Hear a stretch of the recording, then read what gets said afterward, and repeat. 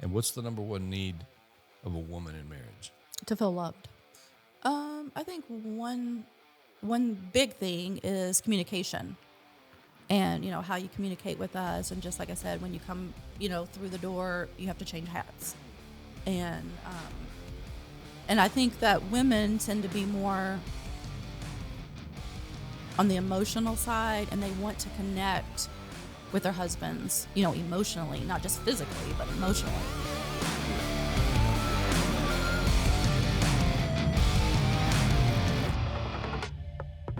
Hey, welcome to another episode of the Man Up podcast. I'm your host, Terry Gwaltney, and to say I'm excited today is an understatement. Our guest today, I've known through the years. She's become my best friend, my trusted advisor. The big reason why I have three amazing kids. And the day she said, I do, changed my life forever. So, my wife, the queen of kindness, the princess of fashion, Kim Gwaltney, welcome to the Man Up podcast today. Thank you. It's an honor to be here.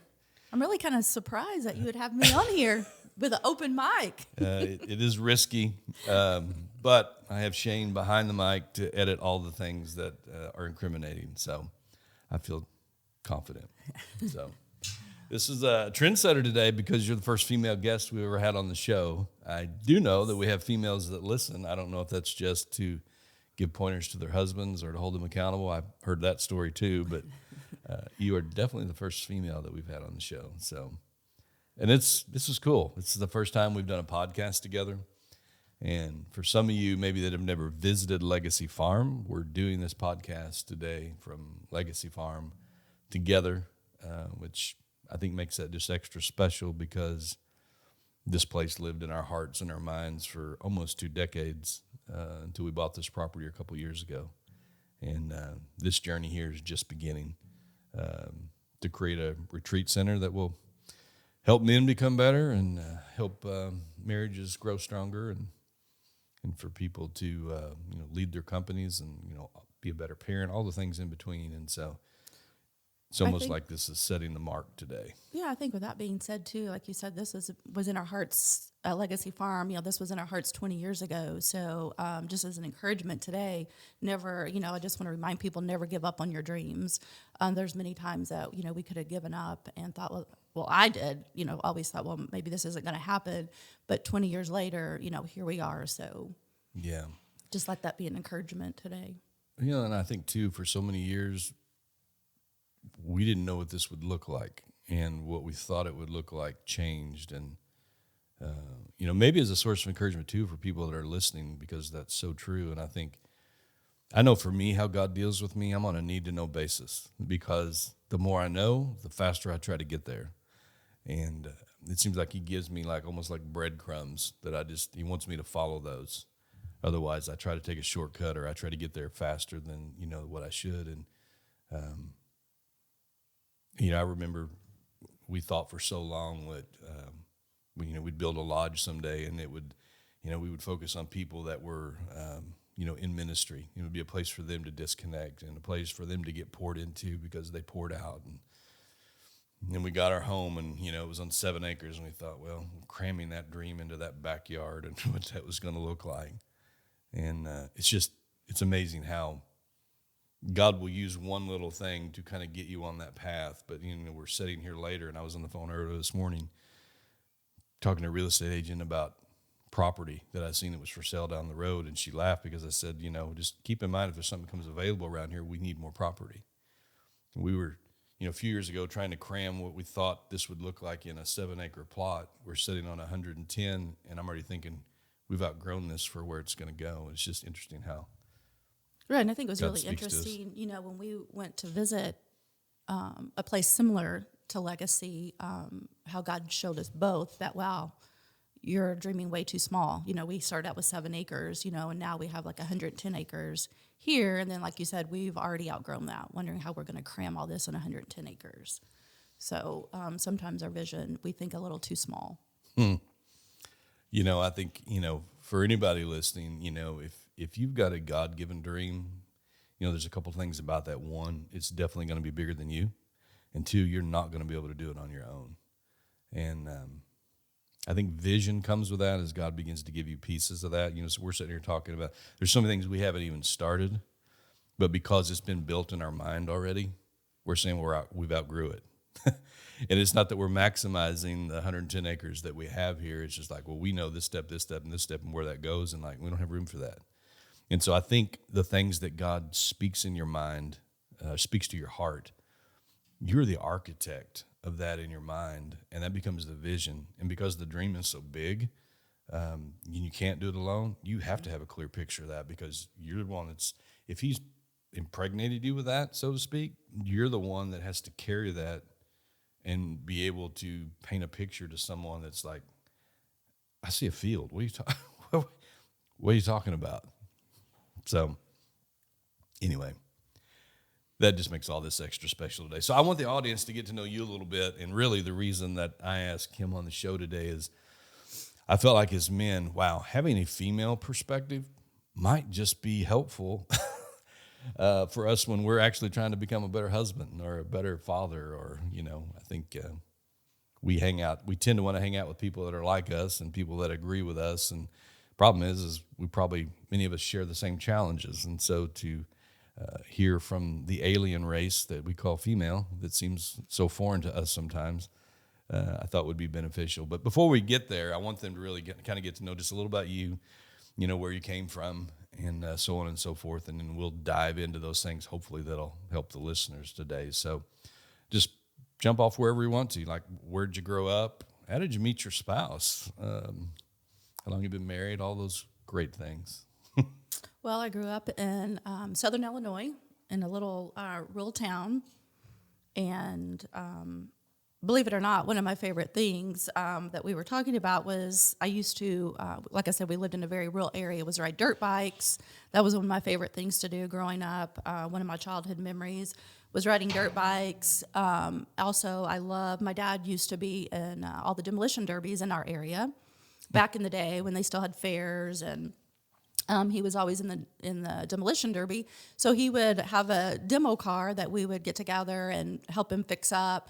But one thing that I remember was we used to have this big old field at our house, and one of my best friends would come over, and my dad would put us in that derby car and let us drive around in the field, put us on magazines because we were too short to reach the pedals. And so it was just a lot of fun. I have a lot of my favorite childhood memories. I have a lot of good ones. I could go on and on about all of those.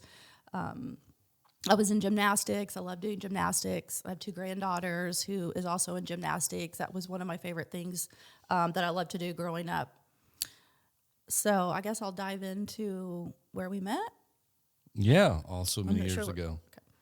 We met at a Christian school. I was in 6th grade.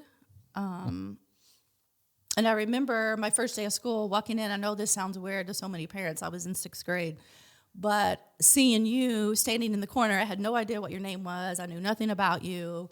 And I just felt like, wow, that's going to be my husband one day, which is so ironic. I was in the 6th grade, there's a long story leading up to that, how it even got to the Christian school, actually, which I might share a little bit about that. Yeah, go ahead. I was think in that's important. 5th grade, and I remember one day at the very end of my 5th grade year, we were on the playground, and all of a sudden something hit me, and I was like, I really don't want to come back here next year.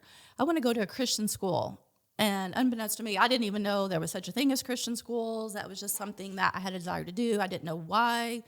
So I went home and shared that with my parents. And so I think as parents, they didn't just say, no, we can't do that. We can't afford it, or, just shoot me down. But they really encouraged it. And like the next day, they were looking up Christian schools in our area, trying to find, a place for me to go. But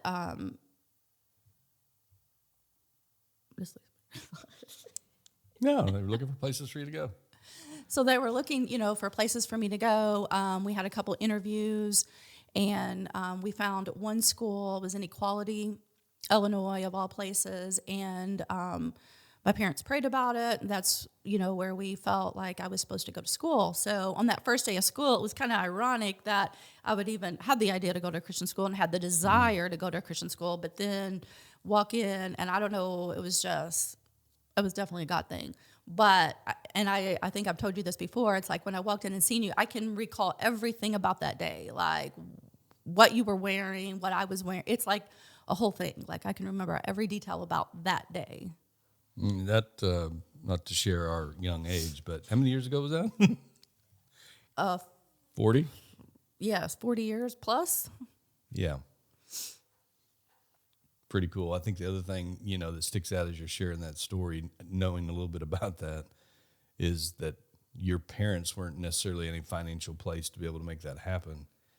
And yet the place they also chose to send you to school was, I'm doing the math, probably 25 miles away.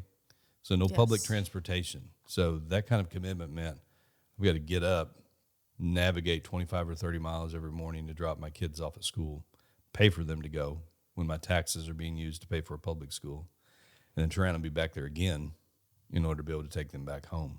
And there was just a series of events that happened too. Like, we ended up meeting people from the school that lived in our area. So we would carpool, which, saved everybody, on fuel. And at the time, because that was a big commitment, paying monthly for me to go to school. Just like you said, with the fuel. But my parents didn't say, no, we can't afford it. They made a way because I had that desire. So I very much appreciate that. It's really cool. It seems like we're taking on a theme of just, how God sovereignly steps into our lives. And, I think many times it's hindsight obviously is 2020. But looking back, I think even spiritually, you can have some 2020 hindsight. It was the year before that school started. That was a home church for where I was going, which my parents weren't even believers till about a year before that. And that's the only church that I ever remember that they ever went to. And I wanted to go to that the first year it started, and I lived in an entirely different town. I wasn't driving as far, but you think back about, well, what if you had not heard or listened to what God was telling you? What if your parents hadn't embraced that? What if my parents wouldn't have paid for me to go? I was 13 at the time.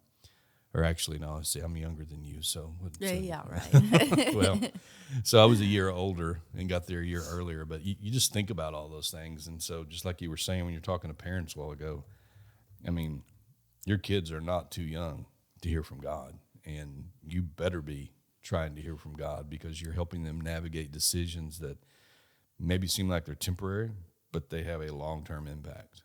So, But just one decision that we make as a parent can affect our kids for a lifetime. Just like I said, if my parents hadn't have, and at the time they really, honestly, they couldn't afford it. So if they would have used that as an excuse, our lives could have been totally different.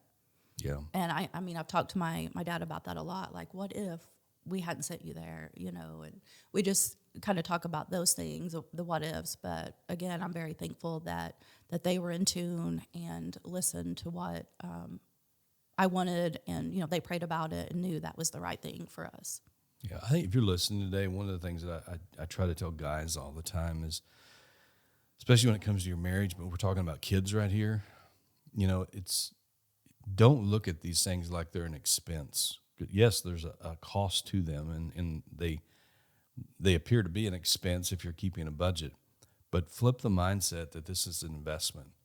And I know because of the impact that had on my life, we turn around and at different seasons in our own kids' life did the exact same thing when we didn't have the money, and then where we could have definitely spent that money somewhere else, and we seen it as an investment. There was a time that we had built, and I'm remembering that we had built a new house, the only time we got to do that in our life. And our tuition for our kids was more than our house payment. And so, but because we had been impacted by it, we seen it as an investment.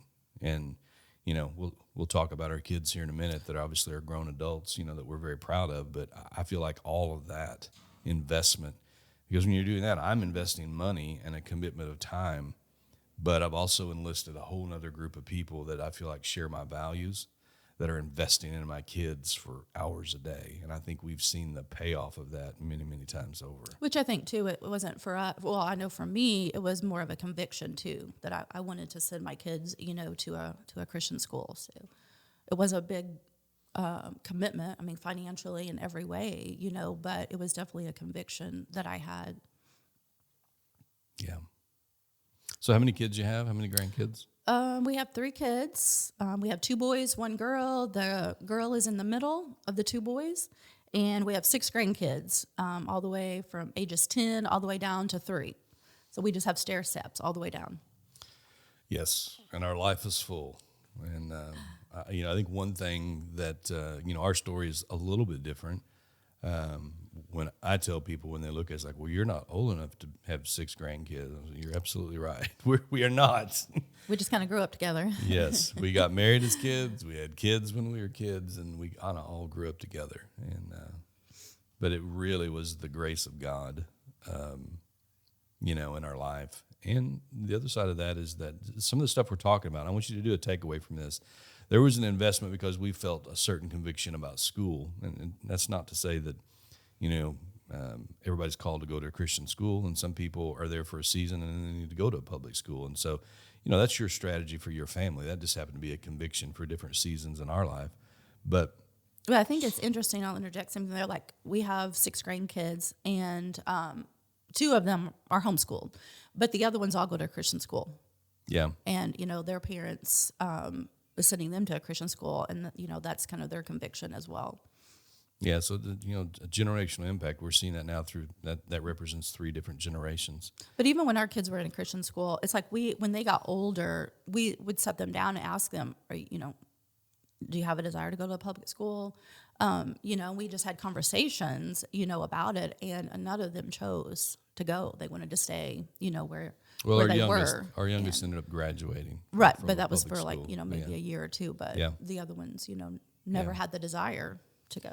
And my point of bringing that up is as much as we need to think about our marriages that way. I think sometimes, especially as men,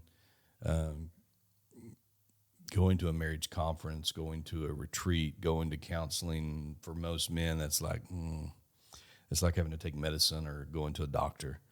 And, but you can either go and you can have a surgery and hope you survive and get resuscitated, or you can go and have normal checkups and take the proper medication and try to stay ahead of, a health crisis.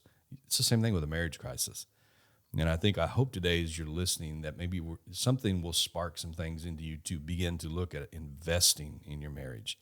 At minimal, you ought to be doing date nights once a week. That should be the goal that you're trying to do. But when I'm talking about like going to a retreat, that's hosted by a church, go pay money, invest to go to a 2-day, 3-night retreat somewhere. Well, that's expensive. That's $700 or $800. Or how much is your marriage worth? Go back and calculate how much you spent on your pets last year. Go back and calculate how much you spent on your favorite hobby last year. We're talking about things that have a generational impact. And so it's not that we can't afford those things. It's that they've not made it to the top of the list to be a priority. But it's very interesting how they jump to the top of the list when I'm in danger of losing half of everything that I have because my world's blowing apart. So hopefully that's an encouragement today that you're listening in terms of, man, I wish I could do that, but I can't afford it. Well, you can. It just may be a shuffling of your priorities. Look at it as an investment, not just as an expense. So what's one thing now, we're going on, careful here, this will be 38 years. In August, yes. Yeah, in August. What's one thing in marriage that you could have been better prepared for since you got married when you was 8? Well, I think there would be several things when you get married so young. You really just think, I'm in love. It's going to be, you view it through that. You're going to live on love the rest of your life. And quickly when you get married, you realize, that's not going to happen. So I think, I wish that we would have had more like premarital counseling. We would have talked about things like how we were going to raise our kids, finances, just all those different things that I really didn't think about because, like I said, I was just in love and couldn't wait to get married and be a wife and a mother. So I would have really, that could have really benefited us. I think just to share some things of who's going to handle the finances or, who's going to do the cooking. Because sometimes we get married and we have all these expectations because of the way we were raised. Our spouses are raised completely different than us. So we have different expectations. So I think the premarital counseling would have solved a lot of those expectations of, who's going to cook? Well, I thought you were going to cook. Well, I thought we were going to eat out all the time. Those kind of things. And That would be a fun podcast because what she's talking about is our family origins. Those are the expectations, especially if you don't talk about it, that you bring into that marriage. And without saying it, you're comparing your spouse to your dad or your mom, good, bad, or indifferent, because that's relative to you. It seemed like that was normal. And I think we would also benefited, just like we can benefit today from having mentors and life coaches. And some of those you can pay for. Some of those you can pull that information from a book and maybe never meet the person, but there's such value in just looking at somebody's like, they may not have it all together in this area, but they really like each other. And they've been married for a long time. And so I want to hang out with them because I think I could glean something from that. And I think that could have saved us a ton of time and probably a heartache if we'd have done that a lot earlier. yes. But what's the most rewarding part for you of being a wife and a mother? Well, I think as a mother, I'll start there first. I mean, I know it can be, I had 3 kids that, stair steps, and it can be very stressful. And some days it's like, how do I even get through this day? And you're just overwhelmed, especially if you work outside the home with, all the daily activities, all the daily things that have to be done. So I know it can be very stressful. But motherhood, I think, is one of the most rewarding. It's the greatest responsibility I think we'll ever have, is raising our kids. But I think now that our kids are grown, I look back, and one of the most rewarding things is to see them following their dreams and stepping into the call and doing the thing that they were created to do. I think that is so rewarding now that they're older, and just watching them. And it seems like they're just so much further along than we were. Obviously, we got married so much younger, and they're so much wiser than we were in a lot of different areas. And so that's I think one of the most rewarding things for me is to see that in your kids. And Yeah, I would agree. I was actually, a daughter was asking me, we were on a trip somewhere together, and she was saying, like, what kind of regrets do you have? You said, I don't, it seems like you've always went for something, so it doesn't seem like, you would, I wish I would have tried this or done that. And I didn't have to think about it very long because I think about it often. And what I told her was, I regret that I didn't spend more time studying and preparing to be a better husband and a father. And, the excuse could be, and then looking back, is I was so busy doing life and trying to figure out how to pay for the last commitment that I made and just survive the rat race you're talking about, that I didn't spend the time that I could have. I was trying to survive parenthood. I was trying to, survive, in a marriage where I could have spent a whole bunch more time thriving. And I watch our kids, and actually all of them, but her having this conversation, I know that she read book after book after book and listens to podcast after podcast on, how to be a better parent and understanding my kid's personality. And I wish I would have done a much better job at that. I think maturity has something to do with that too. And also just having other people around, that can inspire you. So I know your parents, have had a major impact on your life as well as mine. We've been fortunate to be able to spend, or me anyway, almost 4 decades, in their family. But I'm curious if you had to go back and pull, like, wow, what is one of the greatest lessons that you think they taught you? If you boiled all that down, what would come to mind? Well, there's so many things. I was blessed to be raised in the home that I was raised in. I had Christian parents. But one thing that I think I won't ever forget this is I remember laying in my bed as a child, very young child, and hearing my mom and dad in their bedroom at night kneel beside their bed and pray. And, I can tell you, I don't know if you guys have ever seen the movie War Room, but that's kind of what I'm reminded of, that lady who had her prayer closet and she had names taped on the wall. Well, that was kind of the way my parents were, and my mom was an intercessor. And there's so many people that's in the kingdom today because of her prayers. I mean, they prayed about everything. They didn't make a decision without praying about it. whether that was buying a car. I mean, it wasn't, or building a house, buying a car, whatever it was, that was their foundation. They prayed about everything. And so, and that just showed me it's not about what they told me, it's about what I seen them do. They just didn't talk it, but they walked it. And I think that had such a great impact on me, of just hearing them pray every night about everything. And, it goes back to when I said, I went to them and told them that I wanted to go to a Christian school. And at that point in time, my dad worked construction. And so he was off most of the winters. And so, they had to save all summer for the winter, to prepare for the winter financially. And so I knew that. So there's two things in here. They showed me how to pray and taught me how to pray, but also how to believe God. Because just like I said, they could have easily said, hey, we can afford that. I don't even work in the winter, and we can afford that. But man, what did they do? I remember them kneeling beside their bed and praying together that, this is our daughter's desire and we want to be able to do this for her. And it's so crazy that it was probably the first week of school, the best that I can recall, of my parents enrolling me in the school and having to pay this tuition. But I think it was like the first week or maybe the first month of school that I was there. Somebody, don't still to this day truly know who it was, went down to the school and paid my tuition for the whole year. But I remember my parents praying about that. Like, how are we going to be able to afford this? And just show us, how we're going to be able to afford this, because this is her desire and we want to be able to do this for her.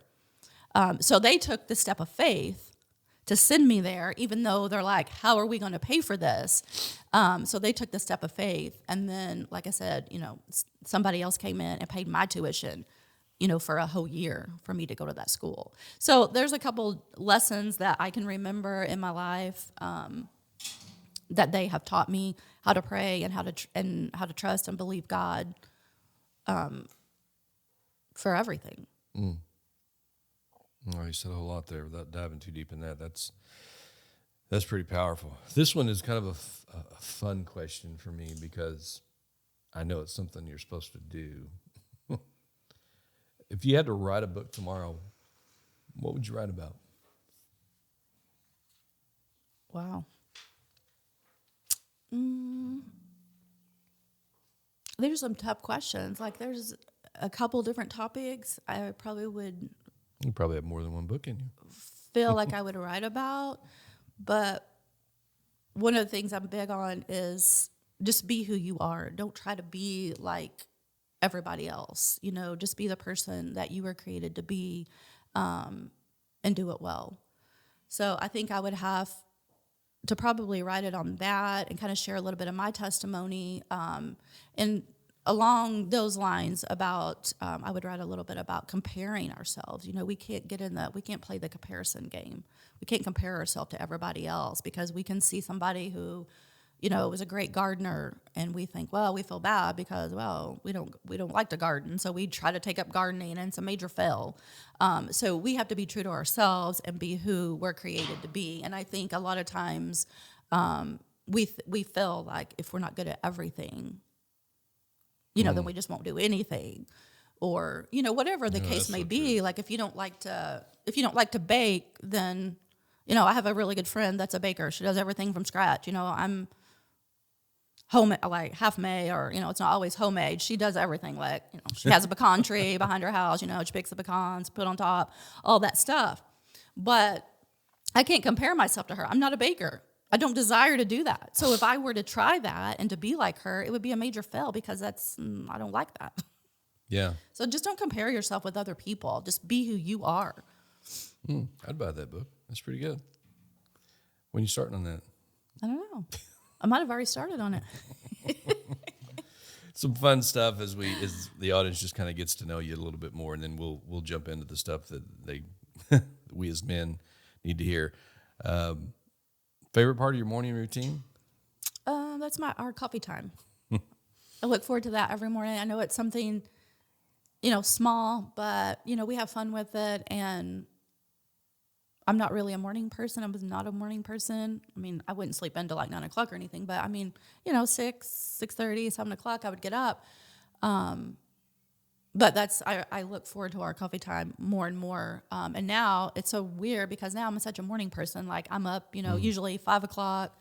But just creating a new habit, and getting into a new routine. But I really enjoy that time. And that's when you're at your best to have difficult conversations or just any conversations. And so I just made that a priority. If I had anything that I wanted to talk to you about or share, I knew I needed to do it early in the morning, because that's when you're the best, not at night when you come home and you've talked all day and you're out of words. So I just really made that a priority, and I really enjoy it. I mean, we have fun with it. And every holiday we get new coffee mugs, to celebrate Valentine's Day, Easter, and, we just have fun with it. Yeah. I think one of the big messages in there, maybe we'll talk about a little bit later, but that is such an example. In marriage, I think we approach it and we look at it from a world's perspective, and it's all about us. I can't tell you how many people that I've heard say, well, she just doesn't make me happy anymore, so I know God would want me happy, so I'm getting a divorce. And that's like the biggest pile of bull that I've ever heard. And it's not even the responsibility of the other person to make you happy. Somehow we missed what, marriage was really all about, which was serving another person. If you do that well, you're going to be happy. But that is such an example, I think, of you did something that wasn't natural to you, but you did it because you wanted to position yourself and adjust to how I was, which I am a very early morning person, and I do know that I'm much better, the best of me. It's the reason why we do an early morning podcast when we're doing this instead of at 10 o'clock at night. There'd be nobody listening to that, if I was doing that. So I think that's why, like when you told me that, when I realized, hey, when you wanted to come home at night and I wanted to have a conversation and it didn't go the way that I thought it should go or wanted it to go, it's like, well, I'm better in the morning. So wives, listen to what your husband say. Set your alarms, get up, have the conversations in the morning. You're welcome, man. But yes, that's a great example of just, adjusting. So unwinding at the end of the day, maybe there's some lessons in here for us on that, but how do you like to unwind at the end of the day? Well, I guess it would be taking baths, soaking. That's just how I unwind. At the end of the day, I look forward to that every evening. It's like, you can go in there and be by myself and just kind of use that time to reflect on the day. Like, what would I have changed about today? How can I do it differently tomorrow? How can I add value to somebody tomorrow? Or how did I screw up today? How do I learn from that? And so just reflect on the day of what happened. And I just love that. That's how I unwind. It's just very relaxing, and listen to some relaxing music, worship music, encouraging music, and that just helps me unwind. It's good. Favorite magical moment? What would stick out? One you never forget? I know there could be more than one, but I would have to say on that one, of course, when you proposed to me, asked me to be your wife. That was like magical. It's like, you have these magical moments in your life, just like I was talking about earlier, meeting you in the 6th grade. I didn't even know your name, but I can remember every detail about that day. It's kind of like that day, like, when you asked me to be your wife, and I can tell you everything about that day. It was magical. That's what I always dreamed of being a wife. And so that's what I would have to say on that one. Well, and it was probably the highlight of grade school, wasn't it? Wasn't quite that young, but it was pretty young. And needless to say, both of our parents were shocked. So, but I think, that's a lot to be said. It's going to be 38 years in August. And, I know my parents was just kind of looking like, what is up with this? And, really trying to discourage us. And like, we're pretty sure this is not going to work out. So here we are, we've been together 40 years, but married 38. So here we are. Yeah. Which would have been a logical assumption, but I mean, I can't imagine if my kids would have come to me and say, or hey, I want to get married, and I can only imagine what my parents felt. But there's something about that too that I think one of the things early on that we did that I think really kind of set the marker is that we both agreed early on, because we had both come from homes where we had experienced the pain of divorce. And, we had made up our minds that was just never a path that we were going to go down. And so I think what we said is it's not an option. And it sure doesn't mean that there wasn't times that, man, this is too hard and what you did was too dumb, or I don't know if I want to keep doing this. I don't know if you're going to change. All the different things you just go through in marriage that we went through in marriage ourselves, but that never really was an option. And I think that forces you to work through things. In other words, and I'm not saying that there's not a time for that. There's even a biblical grounds, at times to do that. But I think we flippantly play off of our emotions, and it's like, because you're not making me happy, or I think she could make me happier, or he could make me happier, we use that as an excuse, and we just kind of take the easy way out, and we don't consider all the ramifications. And I think if you can remove that thought process in your option, instead of focusing, it's almost like in sales, if you present somebody with too many options, they're going to have to think about it for a long time because it can become confusing. But if you pick the best option for them, and that's the only one you present, they can decide whether that's good for them or it's not good for them.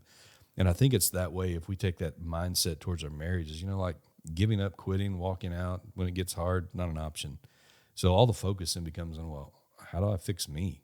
Which I think, too, I'll interject something there. It's like I remember the quote that tough times don't last. No matter what you go through, it can be really hard. I mean, I know we've been through some very difficult times that at sometimes I'm like, are we going to make it?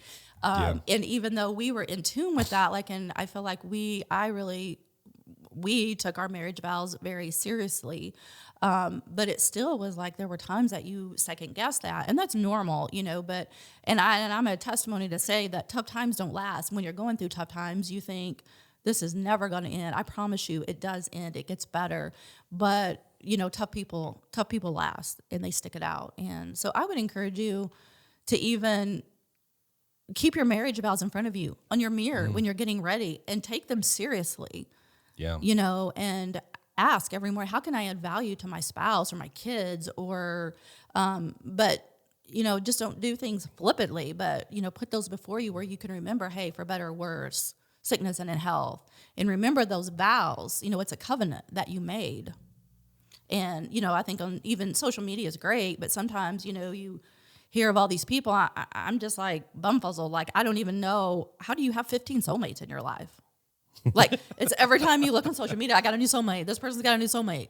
Like, I can't even fathom that. So we trade each other in like cars. They get too many miles on them. We're going to trade you in. So I just really encourage you to take your marriage vows seriously. Well, let's dive a little deeper just on how to help us as guys. So it's been said that men are idiots, and I may have been accused of being their king. So I think I'm appropriate to kind of ask some of these questions. So on that behalf wasn't of by all, me. That was on him. let's dive deep into just relationship expertise. I think sometimes we become an expert in things because of all the things we've done wrong. So we can tell people like, well, I can tell you the 7 things you shouldn't do. It's not necessarily because we got it right, but we just, you have life experience. And after 4 decades, you have a little bit of life experience in the area of relationships. So what do you think the number one need is of a man going into marriage? Well, I would say definitely respect.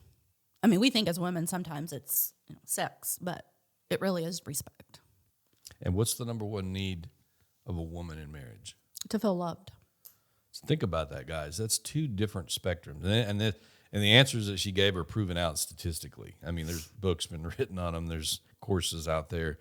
It's true. If you boil it all down, in the inside, a man wants to know, and the thing he needs the most is that I'm being respected. And whose opinion does he care more about? Well, the person he chose to spend the rest of his life with. And then for the woman, it's not as much about respect. And it's not that you don't respect her, but she needs to know that she's loved. And I think, man, as a guy, you think about love, and there's all kinds of things that pop in our mind. And I guarantee you, most of them are totally different than what that word actually looks like and means when a woman is saying that. And so for us to understand that, I think is huge. I read this study as I was preparing for this, thought this was interesting. Dr. James Dobson had done a survey with men and women, and he asked him, he said, if you had 2 choices, he said, which would you be willing to live without? And so in your marriage, and he asked men, and then he asked the women. And all the men said, well, if I had to choose, I'd be willing to live in a marriage without love. And all the women said, well, if I had to choose, to be in a marriage, I would live in it without respect. So it proves out exactly what we talk about. It's not that you want to be in those situations, because if I had to choose, one thing, this is the one thing I could do without. Why? Because there was something else that was more important. And man, those are so polar opposites, which I think is why we struggle as dudes so much, because, we approach everything in our marriage like we approach a guy at work or a challenge or a problem at work. And it's like, man, that really works at work. And like, I don't work here. What's up with that? And I think this is just another picture of. Yeah, well, especially I think that in that, if your husband is a CEO of a company, or he's a boss, or he owns a company, and he has a lot of people that, he is over, well, when he comes home, he's got to change hats when he walks in the door, because it doesn't work for you to come home and try to approach us like you would a team member or one of your employees, or, you have to approach us in a totally different way. Care to elaborate? No, please don't. Let's move on. So I do want you to tell the guys today, I may or may not have been accused of being a dictator in the past, so I'm not really sure. Tell us today what do wives wish their husbands knew? I think one big thing is communication, and, how you communicate with us. And just like I said, when you come, through the door, you have to change hats. And I think that women tend to be more on the emotional side, and they want to connect with their husbands, emotionally, not just physically, but emotionally. And so, I've always said that, what sex means to a man is what communication is, to a woman. So the men can think about how important that is, that I probably need to start communicating better with my wife, because that's how strong it builds that emotional connection between the two of you. That sounds painful when I hear communication and emotions and then connecting that. So, but I think communication and emotions are taught, it's kind of one and the same. Well, I think that's the revelation for me when I hear you talk about that, or probably a bunch of the guys. So without just hanging out there, because we could for the rest of the podcast, bring a little bit more insight to that.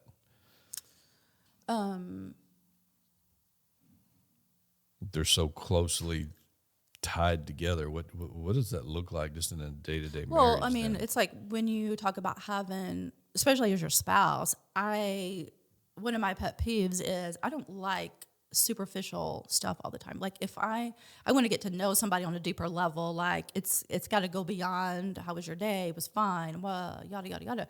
We need to connect on a deeper at the end, and there's also different levels of communication. So how you would communicate with just somebody you met on the street needs to be totally different than how you would communicate with your spouse. So I think just getting from moving, down the different levels of communication is so important. I mean, you don't obviously start out, most people don't obviously start out at the last level of communication. You know what I mean? It takes time to get to know each other and to, for that person to tear down walls that they've built, maybe from their past, their childhood, or whatever happened. They have a lot of walls up, so they're not just going to be open and just to spill everything. So you have to be okay with that.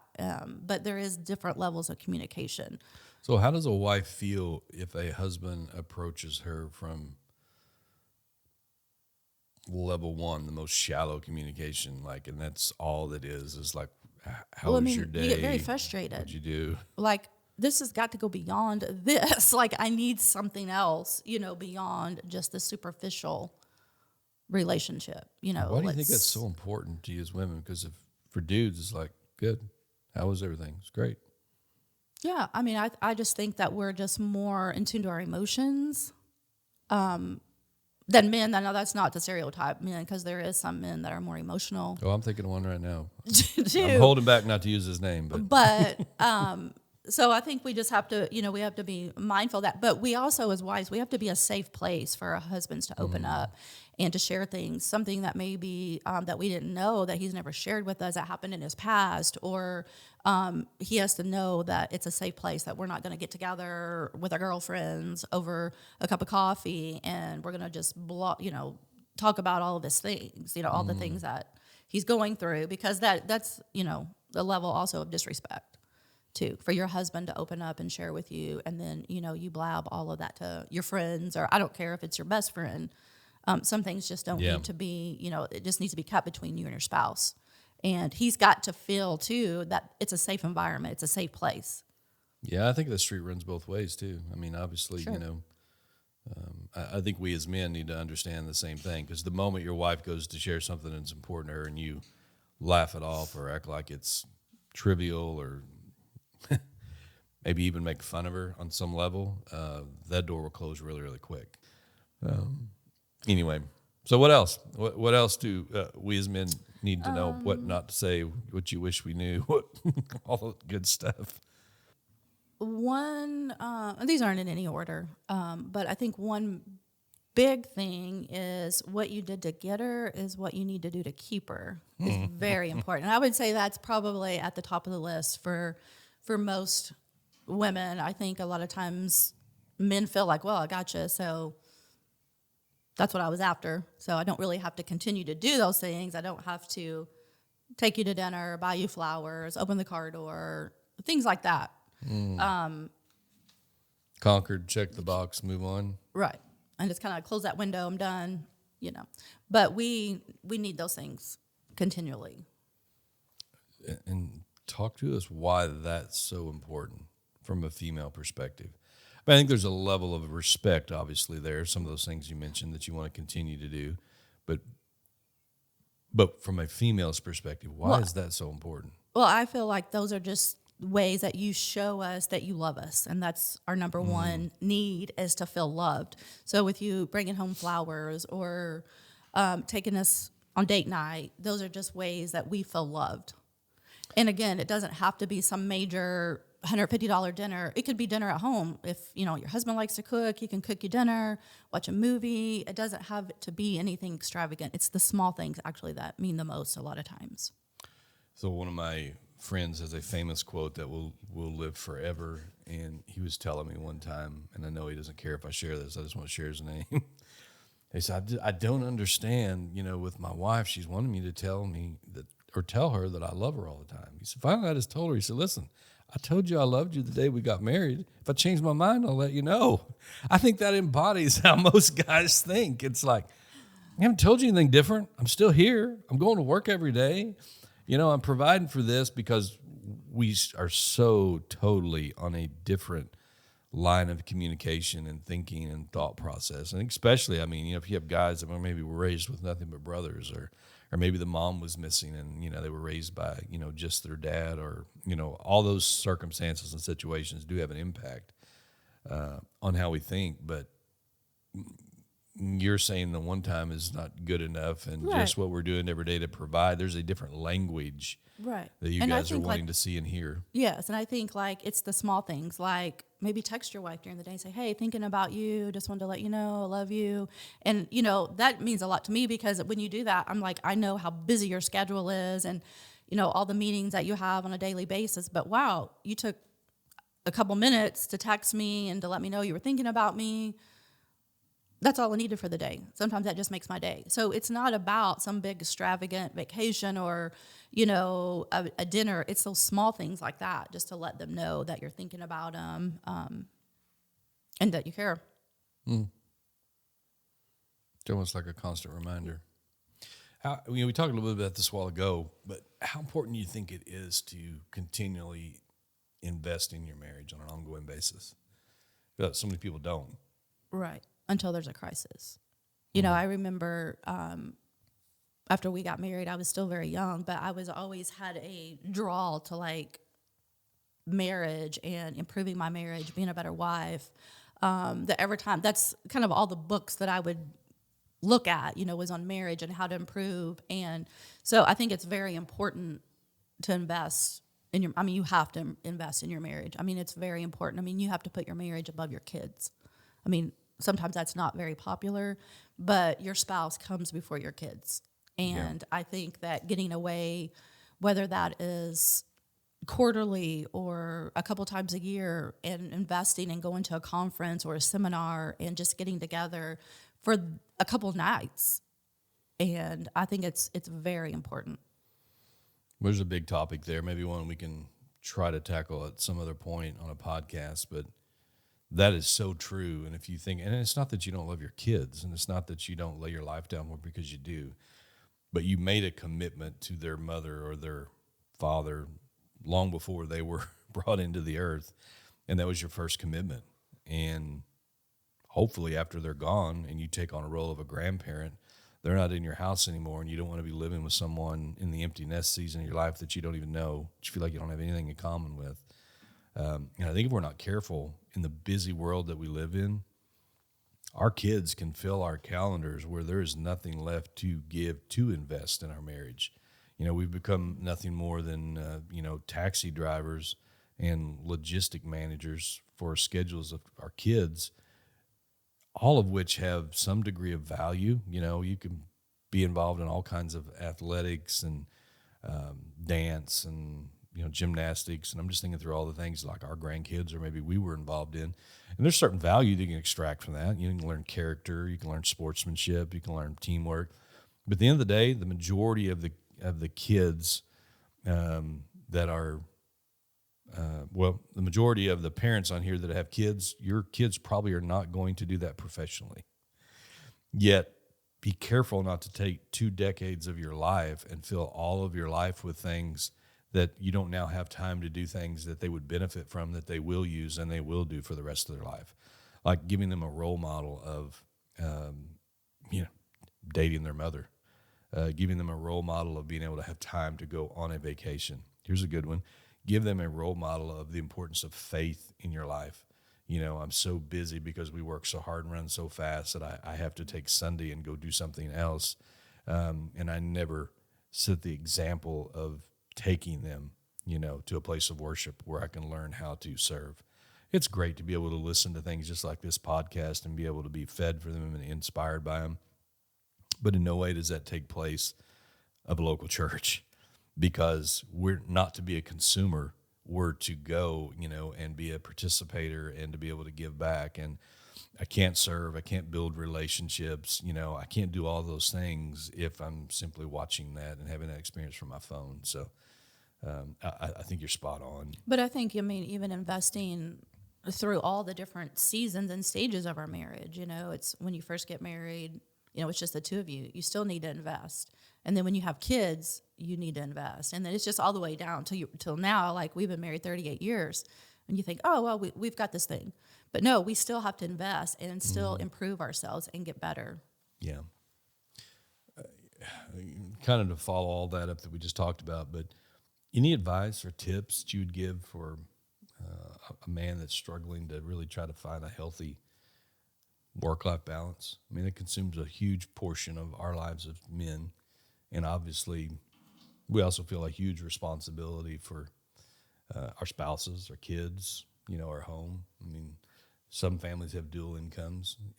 Some only have a single income. Irregardless, there's this huge sense of responsibility for the prom that's coming up, for the wedding that's impending, the college, that's, out there 10 years from now or whatever the case might be.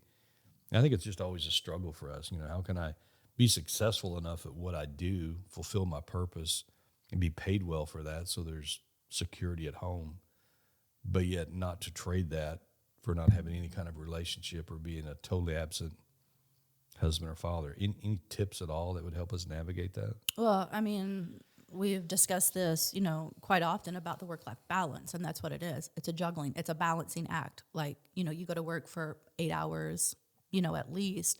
So you're not going to, in turn, be able to spend 8 hours with your family every day. But I've always said that it's not about the quantity of time. It's about the quality of time. So even if you invest 30 minutes an evening, with your your kids, whether that's getting on the floor and playing with them, putting your cell phone away for 30 minutes and not answering it. So it's just being intentional about creating quality time with your spouse and your kids. Any advice for, let's just say someone starting, let's just keep it on the husbands, with someone that's starting out as a husband or just maybe even a new father? What kind of advice would you give them? I think as a new husband, I would have to say it goes back again to like the premarital counseling, like before you get married, how important that is to invest when you're starting out as a husband, is to know your spouse, know their love languages, why they do the things they do. I think that's very important. Like, I wish that's one of the things I wish I would have known more about at a younger age, was just love languages, what makes you tick, what you like, your dislikes. Because a lot of times we tend to give out of our own love language, not That's so true. true. The other person's love language. So I think it's very important as a husband to understand that with your wife, but then to carry that on as well to your kids, and knowing their love language, what works, what doesn't, how you discipline them, because our kids are all different. They all have different personalities, and so just being mindful of that. And another thing is, never, time goes by so fast. And I always heard my grandparents say that, time flies, and when you're young, it's like you really don't think about that. But when you become grandparents, I think you realize that more. Time really does fly, and you just have such a short time to impact their lives. And so I would just say, slow down, enjoy these moments. Life it's not going to be perfect. It doesn't have to be perfect, but just create a fun environment for your kids and enjoy those little things, because when the day is over, you're never going to get that time back. If your son comes to you and says, hey, will you play cards on the floor? Oh, no, I've got to do this, or you're on your phone or whatever.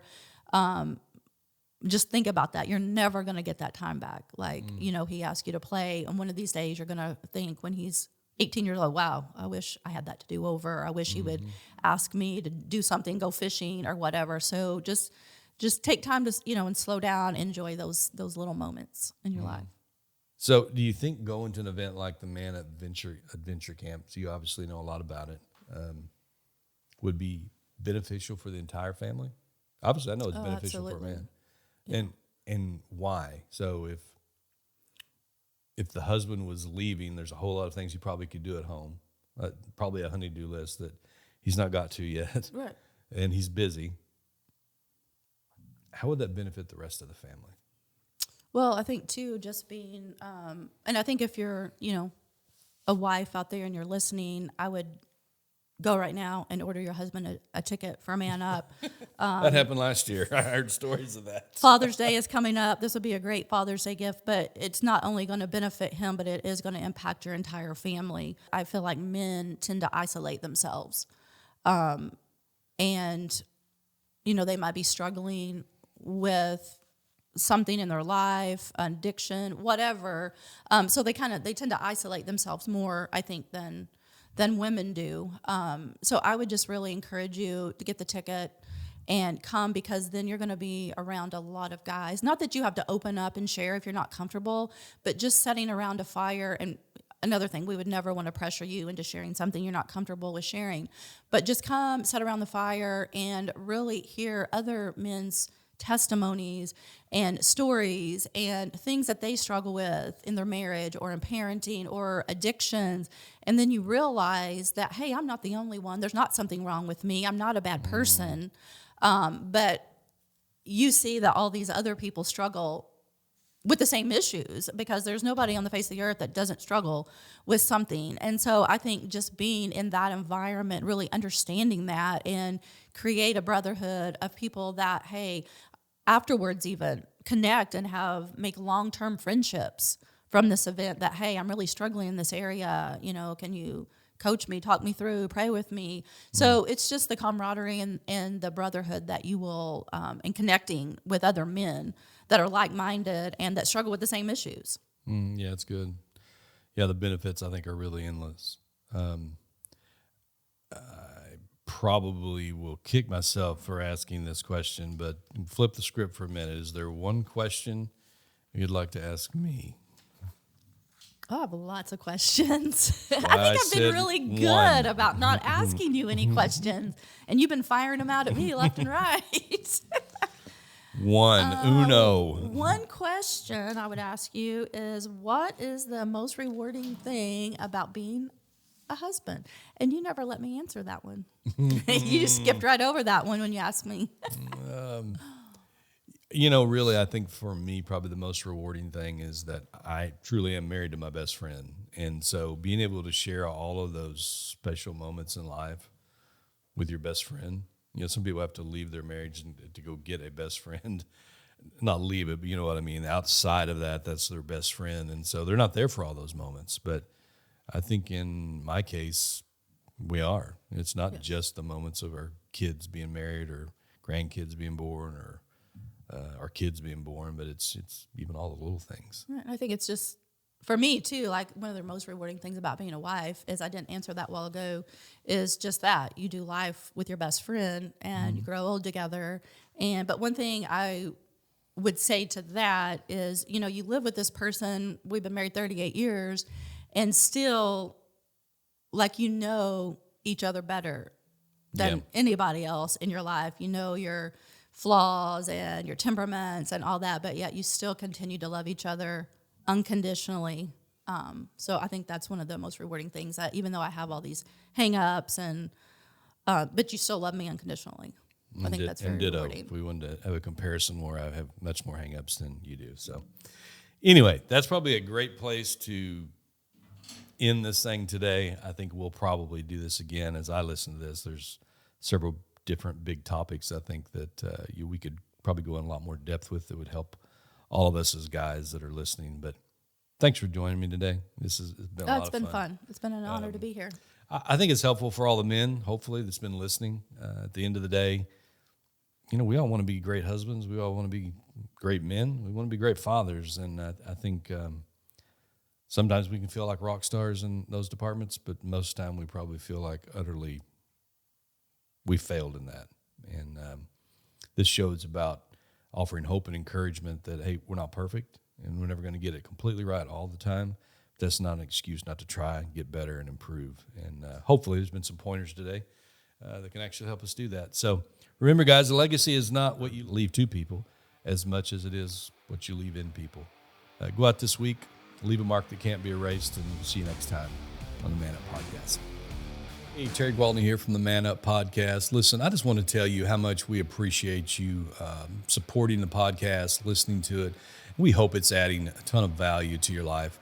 Also want to ask you to do us a favor. If you could like and share this podcast on wherever you consume your social media content, whether that be YouTube, LinkedIn, Facebook, we would appreciate it. It just helps us get the word out so we can help more people. And maybe you've never experienced the Man Up Adventure Camp that we do in October. You can check out our Facebook or our website, manup-camp.com. Once again, I want to thank you for listening to the Man Up Podcast, and we'll see you soon.